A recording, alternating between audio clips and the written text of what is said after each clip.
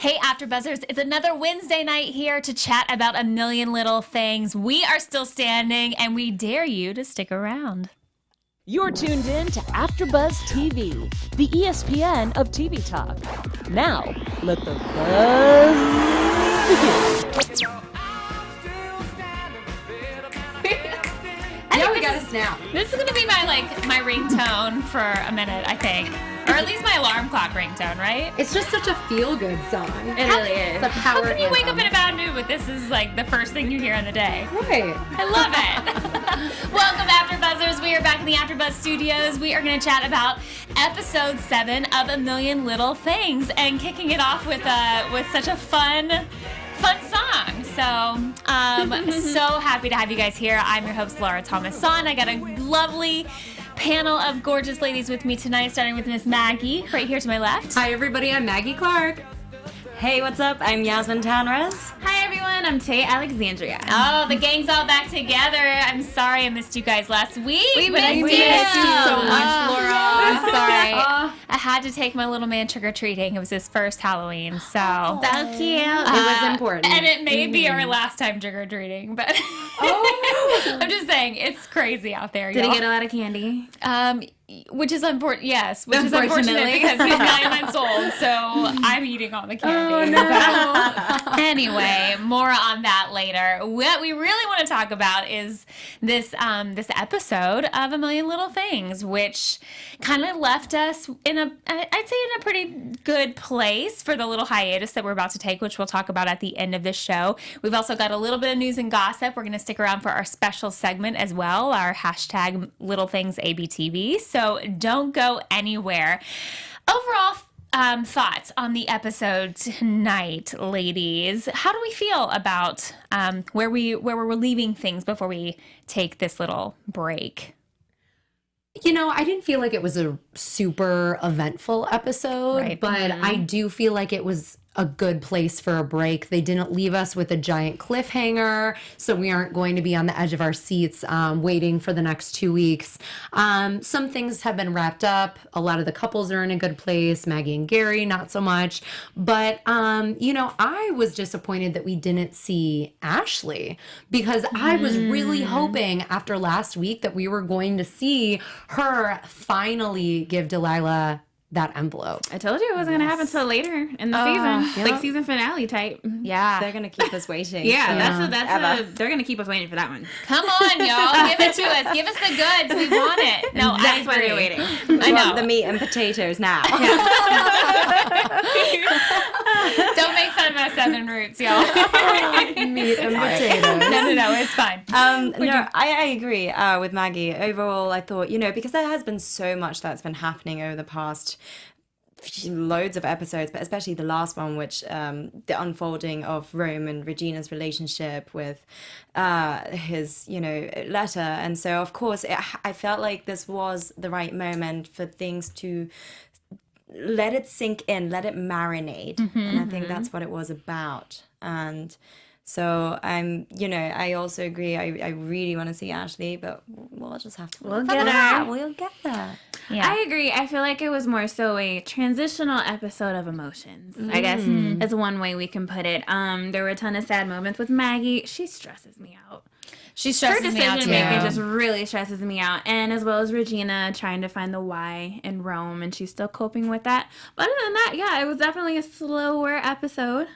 Yeah, well, I think this episode was one where, kind of like what you were saying about the letting it marinate, letting a lot of the emotions marinate. I think we just kind of let the roots deepen a little bit more on these relationships. That's how I felt about it. Like, as I was watching, I was like, because it really was trying to break down the episode, and it was very couple heavy or, relationship heavy. And so we're going to jump right into that. If you're in the live chat, please let us know what you're thinking as well. We've got a couple of people keeping an eye on the live chat tonight. So give us your comments. Let us know what you're thinking out there. Join the conversation. First things first, let's chat about Miss Catherine. So she walks into her office. Oh man. And within like 10 seconds, I'm typing, who is this hottie coworker? At least he's cute. Ooh la He's la. real cute. At least he's real cute. Hunter is crushing on Miss Catherine a little bit, it seems. And rightfully so. She's a pretty phenomenal woman. I think the more that we get to know Catherine, the more impressed I am by her.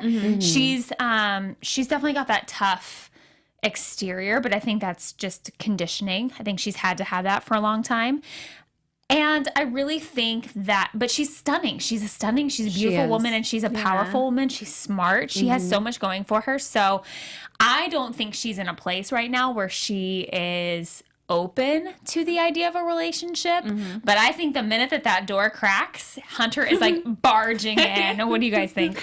I agree. I mean, and I think I agree with you. She wasn't really ready to allow that door to open, but I think her assistant got to her a little bit with that conversation where he was saying, you know what, you need some zen, you need to have a little fun, loosen up, be in the moment.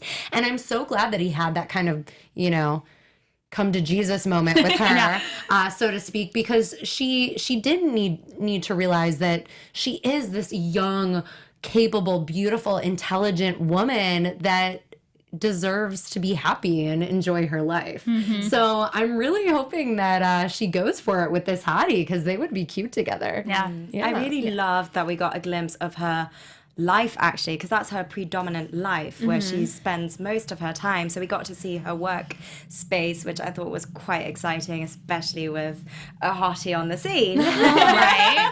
And I really loved, and I think this is like my favorite quote of this episode, of her assistant saying, "You need to bone up your zen." Yeah. I like that. I didn't catch that. That was the best He said line. I remember she said that, yeah. Ooh. I need to figure out how to get an assistant like him. Walking desk and Support. all of that. He's like a life coach. He really was. Yeah. But I think when you work so closely with people, a lot of the times they become sort of your mirror or your work family, you know? And so I think he's tired of seeing her put herself last. Yeah. You know what I mean? Like, I think he's kind of the person that's nudging her to put herself first. And we did see how she handles her work home balance with her Skyping or FaceTiming Which with was so Theo. cute. Oh, that's so sweet. But like doing what she can to stay involved connected. and stay connected with him, you know? I just think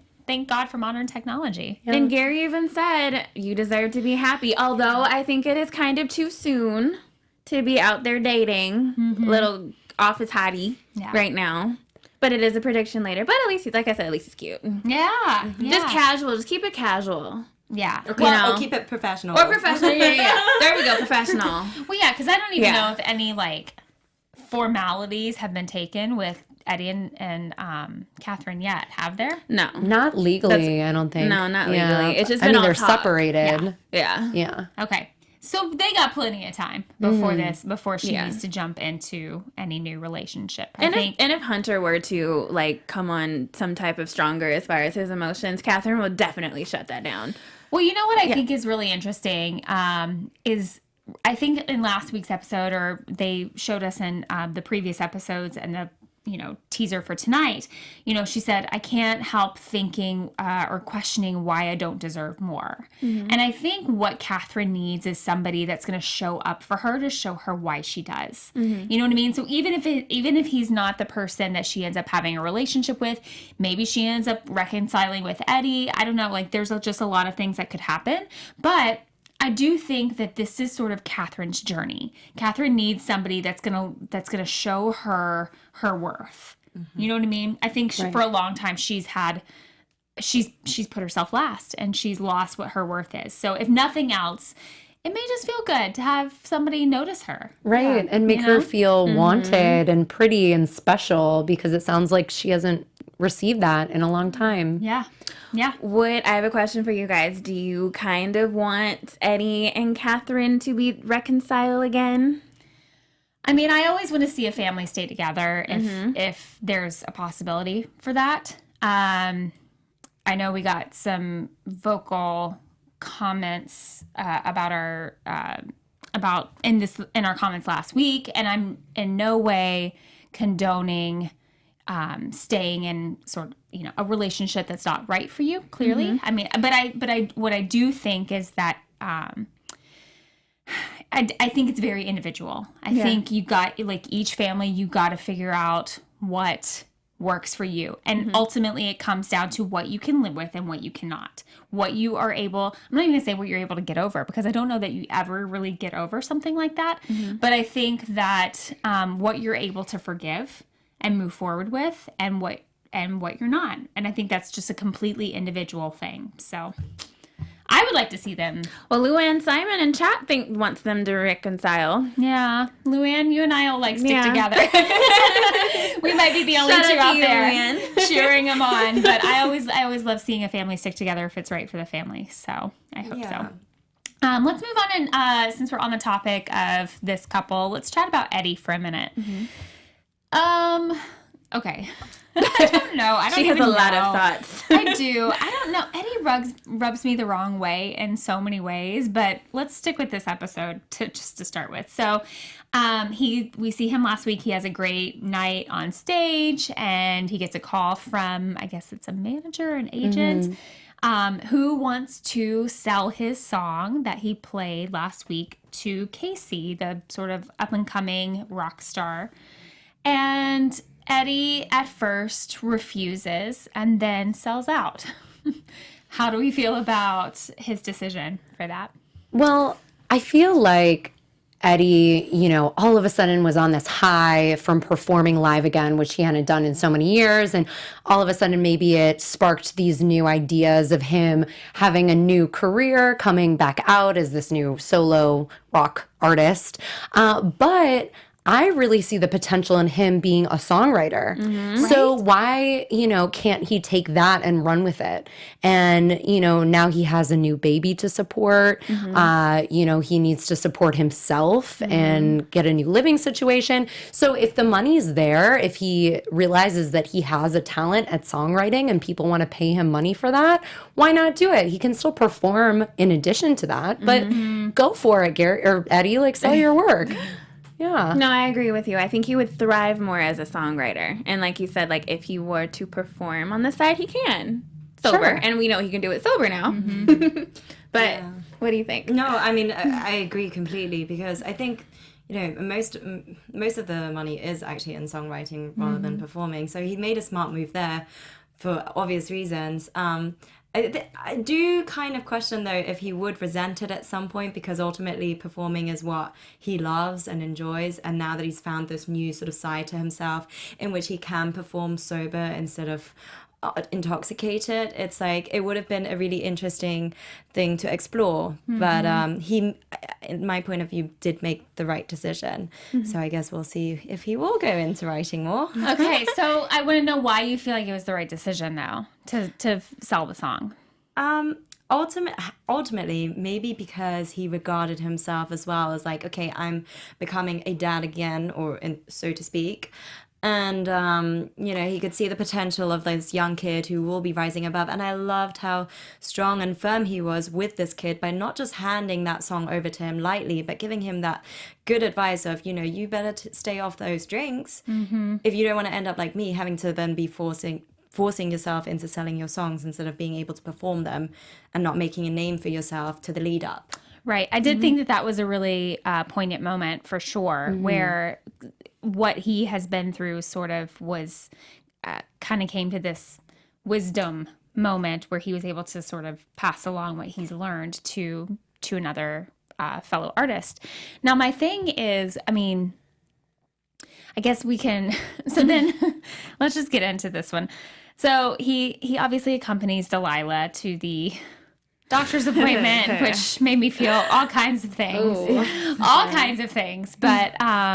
But yeah, so they go to the doctor's appointment and they see the baby together and they hear the heartbeat. Now, having done this once before, I know that the first time that you hear the heartbeat is kind of that like magical moment that where like everything becomes real. And obviously as a result of that, we see Eddie that he makes the choice to sell his song. Is there going to be an expectation at this point? I mean, what could Eddie's involvement be if he and Delilah are the only two that know that this is actually Eddie's kid and everybody else thinks it's John's? how involved can Eddie really be as a father? First of all, I don't think this is a good idea. I think it's a terrible idea. It's a terrible idea. First of all, I don't understand how Eddie can hold this huge secret forever, and just like everything else, it's going to be a blow up later. Yep. People, even if the child is going to be 18, 20, 30, it's going to be an actual problem, and then it's going to trigger the child to he can have just mental problems after that, dealing like, who am I questions. I think they should nip it in the bud now, and they let them know, like, no, and put it on the table, like, no, this is to the family and to the circle of friends, like, no, this is actually Eddie's child. And just get it over with, so we can have a clean slate when the baby is born. Yeah. I don't like this. Yeah. Well, if we've seen anything in the past 7 episodes, is that secrets on top of secrets don't make work at all. for any but good it's for adding anybody. to the drama and the intrigue of the show. So it's not going to come out until a very inconvenient moment for the characters. Hopefully after Ashley displays those papers. Yes. Oh my goodness. So Yeah. keep us waiting with that. That might be season 2, to be honest. Right. Oh, please don't say that. I can't wait that long. Season 2. No, I don't know. I mean, what do you guys think? I mean, I don't see there being a way for Eddie to be, or I see him either getting to be involved with this kid and Delilah, or reconciling with his family with Catherine and Theo. I don't see both happening. I feel like it's going to be, because this friend group is so close, I feel like he is going to be Uncle Eddie, like he is to the other children. Yeah. Oh So I think it's just going to be like this close relationship where he, maybe he goes to the kids' baseball games and, comes over for family dinner, but he also brings Theo and everybody's together. I can't. And they all just grow up in this extended family. Yeah, I don't know. That's what I see happening. I don't know which way to go with that. I don't know if it should be just like Eddie and Catherine problem or Delilah and Eddie problem. I don't know which way. Either way, it's an Eddie problem. It's an Eddie problem. I don't know what Eddie's side he should I feel deal like with Eddie more. is just gonna have to end up on his own. Just truthfully, Goodness, everybody's gonna be so upset with him. It was just so emotional seeing the two of them at the ultrasound together, and they weren't holding hands. And they're just struggling so much with these feelings of, you and I are so connected and we created a life, but we can't be together. But we're so attached now moving forward. Yeah. And that's funny how you say that, because I was contrasting this situation because they did a jump cut between 2 scenes right in the middle of both of those, and that was going back and forth between Maggie and Gary, which is ultimately what you've just said, the same, just without perhaps a life coming, but maybe being taken away. And I don't know if that's like on purpose. I'm sure something there. I'm sure it is. I mean, they don't do anything not on purpose, especially at this show. Yeah. So that is really interesting that you noticed that there was sort of this juxtaposition of Maggie and Gary going through A new life. Standing. the no potential of a future. And then seeing Eddie and Delilah sitting here and like looking at their future but not being able to embrace it. It's just like I know, I can't take it. That actually has me stumped. I don't know what to. Yeah. I don't know. It's going to be really crazy to see how that whole thing shakes out.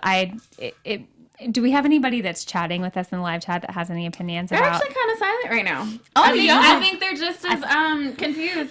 I think we're all We're all stumped. As far as that topic, yeah. We're all going to see how the writers play this out, but we'll be waiting with bated breath They're about keeping us on our toes. Yes. Well, speaking of, I guess, keeping us on your toes, we here at this lovely network always want to keep you on your toes. And with that said, I think Miss Yasmine has a little message for us. Yes. So, hey, AfterBuzzers. Our network produces after shows for nearly all your favorite TV shows.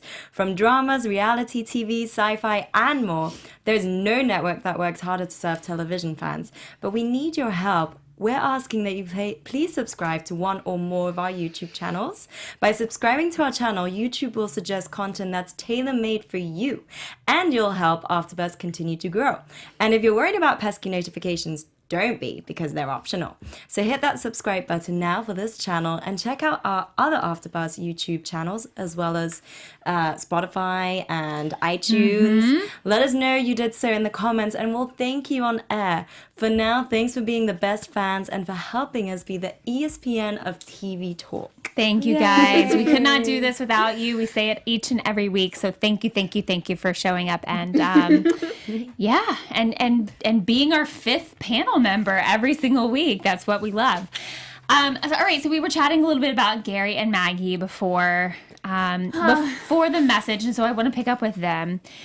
I know Tay was saying that Maggie kind of frustrates you or she stresses you out. Why in this episode is she so stressful to you? She's so stubborn and obstinate in her decision making. Like, why don't you want to try to live? Yeah. And be with the man who is standing by your side because you love him. We all know this. That wants to keep you alive. And now she's looking at her body and starting to see the changes. And then she bursts into tears. Well, sweetie, you don't have to burst into tears.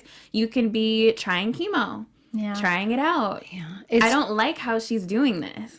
It's just so hard because I feel like I have no idea what that's like to go through chemo.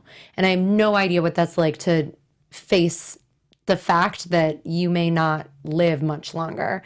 So I feel like I'm trying to be sympathetic and trying to understand her because she has so much pain and is struggling so much that I just feel like I can't judge her for this decision because I don't know what it's like to be in her shoes. Yeah, I that kind of goes to our point of do we wish that Eddie and Catherine would stay together?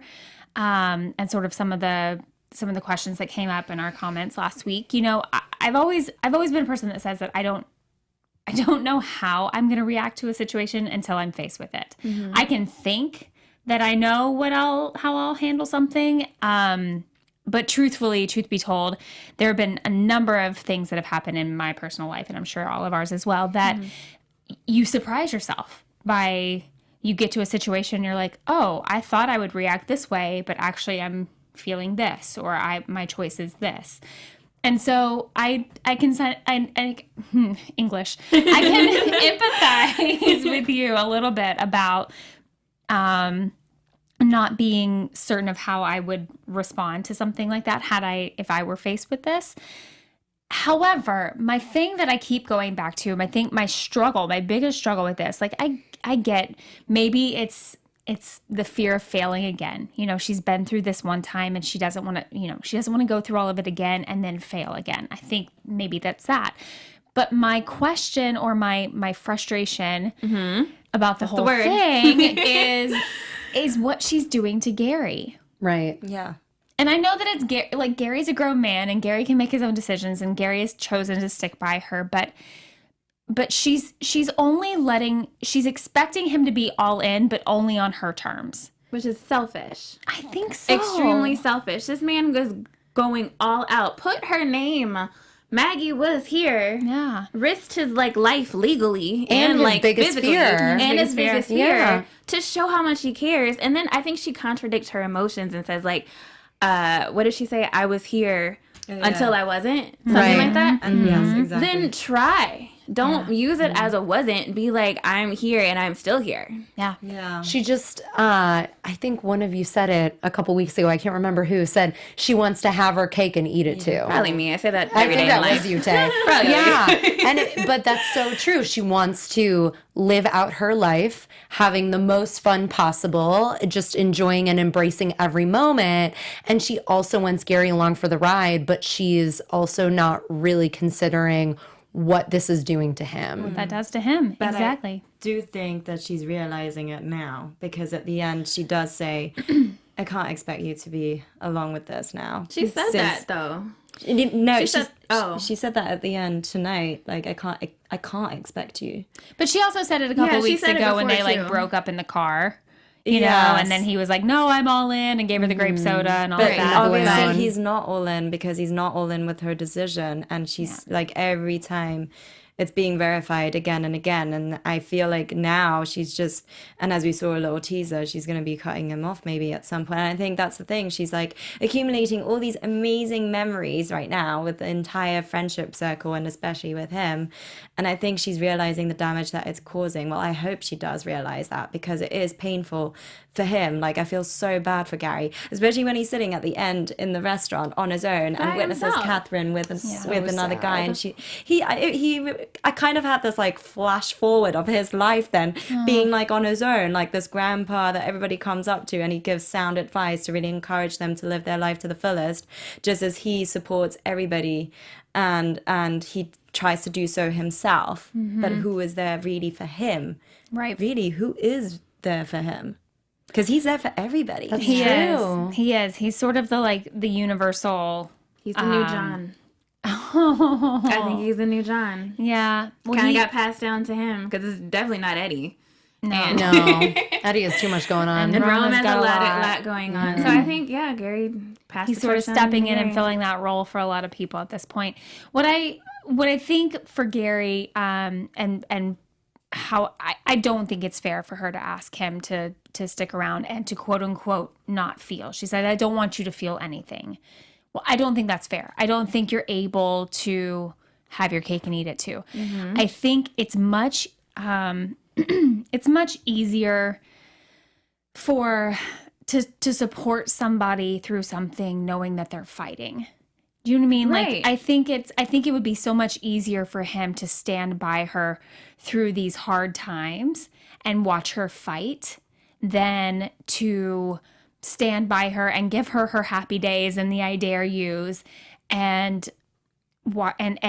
sort of enable her denial. You can't help someone that's not helping themselves. It just doesn't work. It doesn't go hand in hand, because it's one-sided. But it made me just think of something, because it's interesting how he's willing to do it so strongly, even though it's painful for him. And it's almost this question of like, when we meet somebody and they all of a sudden mean something to us, or even if no matter what level of how much they mean to you, it's the question of how much are you going to allow yourself to be close to them or to distance yourself? How much are you willing to put yourself out there and care for them and know that, okay, at least I've tried my best to be there for them. And he's really not doing it for selfish reasons. It's like real for selfless reasons. And that's a really beautiful aspect of and characteristic of a human being to have that I think doesn't happen so often nowadays. You know, I think I don't know, it just makes me question about like what kind of relationships I feel, in the sense of like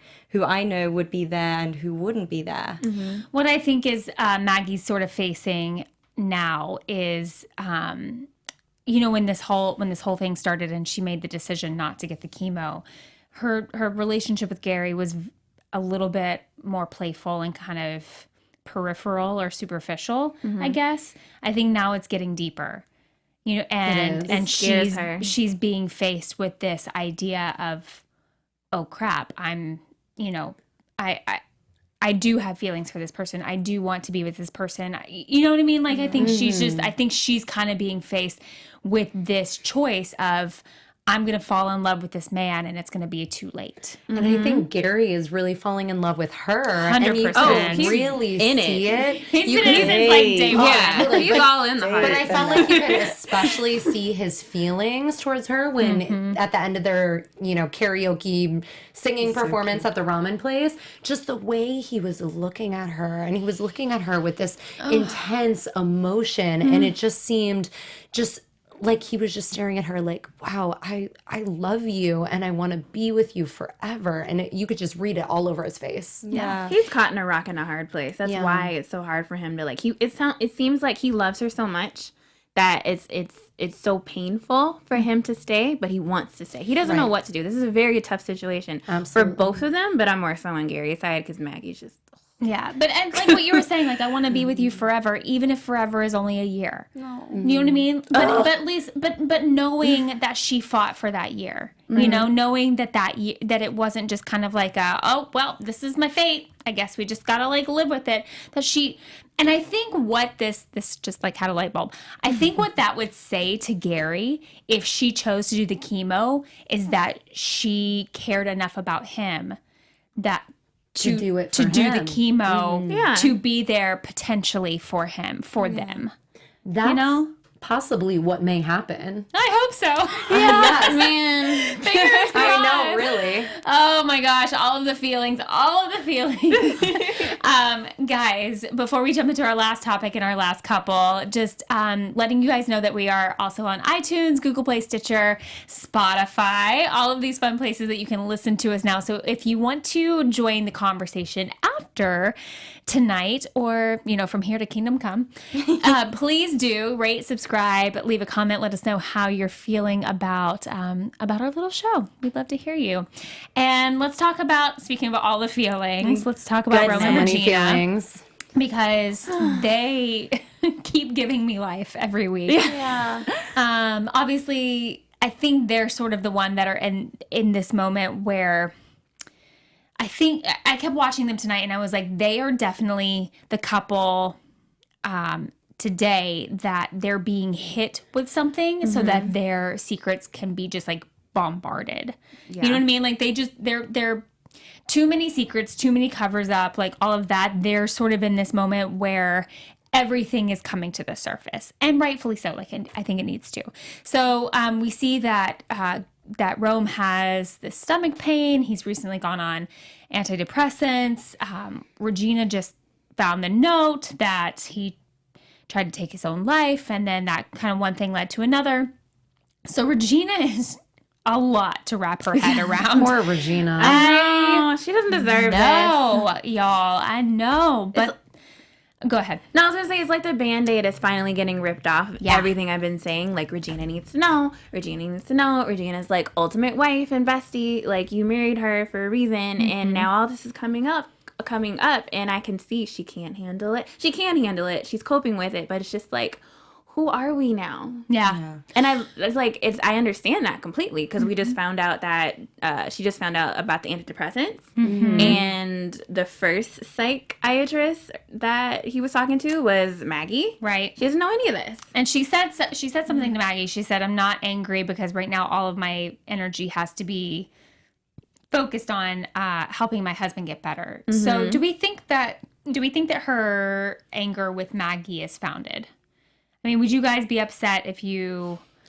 I would be upset with Rome, not Maggie. I would be more so with him. Yeah. Like she was. Yeah, and she was. Because it wasn't Maggie's place to tell Regina what was going on with her husband. It wasn't her place. That's what I was saying. It was a bad idea for her to be, like, the psych for him, because that's just, like, patient confidentiality, and she, like, can't say anything, but she should to Regina, but she cleared that up tonight. Yeah. She came forward with the information that she had. She said, if he were my patient, I could not be telling you this, but since he is my friend and I referred him to another doctor, I would like to tell you these things. Right. I'm happy that, what I am happy about is that Rome had the wherewithal to talk to Maggie in the first place, because I think that started Rome down a path that he's needed to go down for a long time. Absolutely. So that obviously is great. And we find out that Rome has kidney stones, but only after he's admitted to the hospital for these intense stomach pains, and Regina has to make this decision of, you know, how they're going to care for him. And I was really struck by a moment where he was in the hospital room and the nurse was asking him all the questions, and he was almost afraid to answer most of them in front of Regina. And the nurse asked Regina to step away. If I were in the room and my husband was going through this and he did not speak up and say, like, but again, obviously he's not in a place, I guess, where he can do this. But I was so like, Rome, make her stay. Yeah. Like, don't send her out of the room. That, like, got me fired up. How did you guys feel about that moment? Well, that might have been one of the reasons why Regina gave the doctor permission to give him the charcoal, because here she is and her husband isn't communicating with her and she doesn't know what is true and her whole world is turned upside down. And then she gets asked to leave the room when they're, answering these, or when he's trying to answer these questions for this nurse, but he's being so hesitant because she's in the room. So then she's like, well, maybe he did take pills. I don't know. I don't know what is true because he did try and take his own life. So I think she was just being extra cautious because the last thing she wants is to risk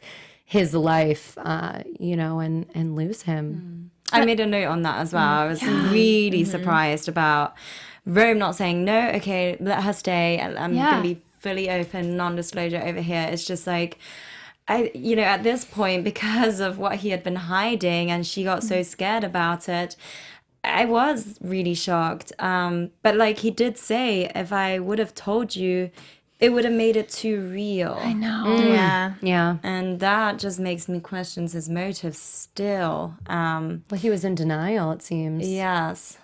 He was going through a lot in his head. I give him a little bit of the benefit of the doubt for that part, but you still need to tell Regina. Yes. And I think the only reason why the doctor says you should probably leave the room is because the doctor sensed Yeah. that he didn't want to be completely honest because Rome knew that Regina didn't know all this stuff yet. Yeah. So the doctor wanted him to be open and honest as much as he can. Yeah. But no answer is like an answer. Yeah. Essentially. Right. That's what was going on. It just broke my heart. It broke my heart for both of them because they're both going through really just hell in a handbasket. I mean, But look what Rome did in the end. I know, which was so cute. so once she makes the declaration, I need to figure out who we are, which I think is super fair. Yeah. He makes the first move. Right. He makes the first move, which I think was really bold of him, and asks her cute. out on a So date. sweet. Really sweet. And I loved it. He So was like, thoughtful. "Hi, I'm Rome. You should probably know I'm married." But it's kind of funny. like they're starting over. Yeah. And Yeah. it's almost like they're opening up this new chapter of their relationship where they're not going to have secrets and they're going to lean on each other and have more of an open communication about how Rome is feeling and what he's going through. And I think for both of them too, this happens so often in life where we get so busy and consumed with our own careers and day-to-day life and routine that even the people that we live with that we consider closest to us are sometimes the last people that we rely on because we become like ships passing in the night. And I feel like that's where these two people ended up. They ended up in a great relationship, not seeking outside, affairs or not seeking anything outside of one another, not, still wanting to be with each other, but also not communicating in the way that makes that intimacy of a marriage so special. So go ahead. No, That's why it was very interesting as well when Regina raises the point in front of Delilah of how why did they not tell their wives? What does this say about us? And Delilah saying, John never told me anything as well. So it's, again, going back, and I love how this show always touches upon those things of how much do we share with our spouse or significant other and family versus our friends, and how important that communication really is. It really, really is. So I really applaud Rome for sort of taking the first step to repair that relationship because I think it's going to be a really cool thing and a great thing for them to build on, starting from a new foundation. So super excited to see where this goes. Let's jump into our special segment really quickly, our hashtag Little Things ABTV. So this is just the moment of the show where we like to just I love this little music. I love this song. It's so good. I know this song. It's cute. Okay, sorry. This is Where's the piano coming from? where we just reflect on something that we took away personally from the show that struck us tonight, and we want to know what yours is as well, so you can use the hashtag Little Things ABTV. Tay, you want to kick us off? I'm just gonna real quickly just say communication again. I've said this before, but a lot of the situations in this episode, if there was just communication, some things would be resolved. Yes. Okay, I guess based on Maggie and Gary's relationship, live your day as if it was your last, because you see that relationship dynamic of having so much fun, in the restaurant, just going for it and singing and being fearless, but not fearless, I mean as in fear less. Oh, yes. Yes. Good. Got it. Yeah. See what you did there. I do. Got you. So I want to say that my little takeaway was that you should always drop everything when someone who's close to you needs you. And I really saw that with this friend group when Rome was in the hospital. And then all of a sudden, you know, the phones start ringing and everyone is there for Rome in the hospital. They leave work, they leave their other engagements and things they had to do, and they were there for him. So Yeah. I think I'm going to end with everything happens for a reason. John said it a lot, and regardless of how you feel about the Eddie Delilah situation, perhaps this baby is, I personally believe that there are no mistakes in the world, that there are only lessons that you can learn from. And perhaps this baby is meant to sort of teach a big lesson to this friend group. So that is my little thing, ABTV. Let us know what yours is. And let's jump into a little bit of news. TV News. All right, you guys, we have a little bit of news and gossip for this week. First of all, on social media, the cast of A Million Little Things started a voter challenge. So this was really cool. If you posted a selfie with your I voted sticker and used hashtag A Million Little Things, the cast was giving social media shout outs, and they haven't announced it yet, but 5 of those people are actually going to receive a signed poster from the entire cast. What? So if you haven't posted your selfie yet, go for it because they haven't posted the winners and they're going to do it this week. Ooh, I'm going to do that. I know. I need to do it too. Yeah. Secondly, DJ Nash, the creator of the show, he recently mentioned that the viewership of the show skyrocketed 105%. So that posted the biggest increase for any broadcast show and the only program on a major network to deliver triple growth this season. So it really shows the popularity of our amazing favorite show is growing by Awesome leaps fans. and bounds. So Yes. thank you guys for watching. And then thirdly, the last few minutes of our show tonight, episode 7, featured a different rendition of Elton John's I'm Still Standing. If you guys noticed, it was just absolutely beautiful. Guess what? It was sung by the actress who plays Maggie, and her name is Allison Miller. And it was just beautiful, wasn't it, was guys? That was amazing. Yeah, so way to go, Allison. You have a beautiful voice. Yeah, that was awesome. All right, let's just do a few predictions and then we'll get out of here. Your AfterBuzz TV predictions. Yeah. All right, really quickly, guys. What do we think is going to happen on November 28th in 3 weeks? Quickly, Catherine is going to move forward with Hunter. Maggie is going to go through with the chemo, and the group is going to find out about Eddie is the baby father. Oh, I will say that will happen in like a month. a month. Yeah. Okay. By the end of the year, though? January 2019. 2019. Okay. Could be a while. They're going to push it. So by 2020, we should know who the father is. Oh my gosh. I agree on the last 2 points. I'm not sure if Catherine's actually going to go forward with Hunter. I think she might have a bit of fun with it, but I'm not sure if she'll fully go for it. I also noted something about Danny, because obviously he was in this episode quite a lot. And I thought it was very interesting how he quoted his dad, "You have to play life on your terms." So I feel like we're going to learn a lot more about John as to... he might have manipulated quite a few situations within even this friendship circle and his work life. So, yeah. So I think that Maggie is going to agree to the treatment, yes. I think that Eddie is going to start a new career as a songwriter. And I think Ashley, we're going to see a little more from Ashley next episode. Oh, I hope so. I hope so. it's a blue envelope. Yes. I predict that Danny is going to come out to his mom. Oh, he almost did. I really want him did. to. I really want him to. I want him think, to. And I bet as a mom, I bet she might know. Yeah, oh, sure. I think as a mom, she probably knows, but I would love to see that moment. So fingers crossed. Until then, guys, keep the conversation going in the comments. Let us know your thoughts, your feelings, everything that you felt about this episode and the others. We will see you on November 28th. We are on hiatus for the next 2 weeks, the show is. So we will see you on November 28th. But until then, you can tweet at us all the fun things. Find us on social media. Tay, kick us off. Where can they find you? Find me everywhere at Tay Alexandria TV.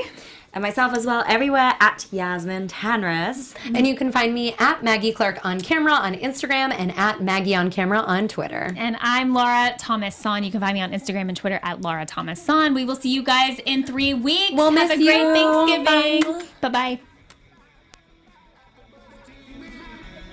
Our founder, Kevin Undergaro, Phil Svitek, and me, Maria Menounos, would like to thank you for tuning in to AfterBuzz TV. Remember, we're not just the first, we're the biggest in the world, and we're the only destination for all your favorite TV shows. Whatever you crave, we've got it. So go to AfterBuzzTV.com and check out our lineup. Buzz you later. The views expressed herein are those of the hosts only and do not necessarily reflect the views of AfterBuzz TV or its owners or principals.